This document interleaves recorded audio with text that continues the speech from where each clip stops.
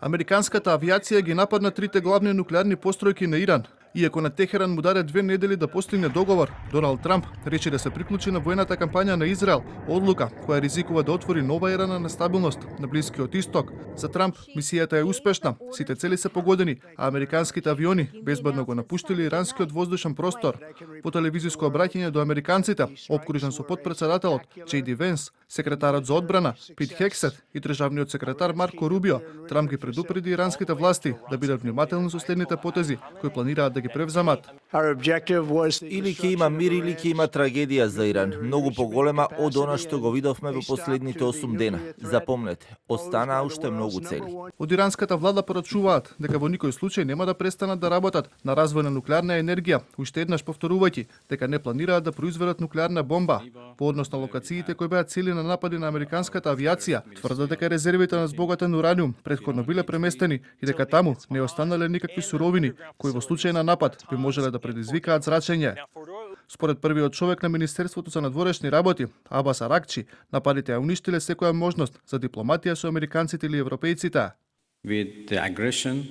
Светот не смее да заборави дека САД сред дипломатскиот процес ја предадоа дипломатијата. Минатата недела бевме во преговори со САД кога Израел одлучи да ја урне таа дипломатија. Оваа недела одржавме разговори со Европската унија кога САД одлучија да ја урнат таа дипломатија. Каков заклучок би излекол. На страната на Трамп застана израелската влада. Министерот за одбрана тврди дека целта на нападите врз трите ирански нуклеарни објекти била да се гарантира дека Иран не поседува нуклеарно оружје. Бенјамин Нетањаху пак ги оцени нападите како потенцијална пресвртница во историјата на регионот. Историјата ќе се запише бидејќи претседателот Трамп действуваше за да го отфрли најопасниот режим во светот, најопасното оружје во светот. Реакции на Европската унија и НАТО по американскиот напад врз Иран. Високата представничка на Унијата за надворешна политика и безбедност, Каја Калас, побара од сите страни да се вратат на преговарачката маса. Од Алијансата вела дека следат ситуацијата, додека пак претседателот на Советот за безбедност на Руската Федерација, Димитри Медведев, откри дека неколку земји се подготвени да му дадат нуклеарно оружје на Техеран. На американскиот претседател пак му порача дека наместо миротворец, како што се представуваше за време на изборната кампања, започнал нова војна.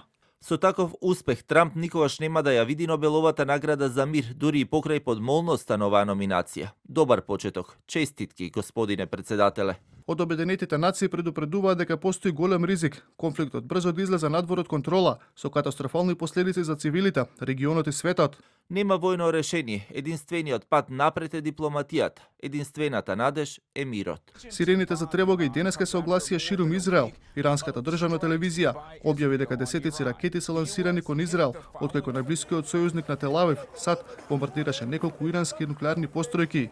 Израелскиот воздушен простор е затворен. Израел веќе еднаш ги затвори границите на 13 јуни по нападот врз Иран, но повторно беа отворени во петокот за летови кои требаше да ги вратат израелците заглавени во странство. Во меѓувреме, зголемено е нивото на тревога низ целата земја, а дозволени се само одредени активности.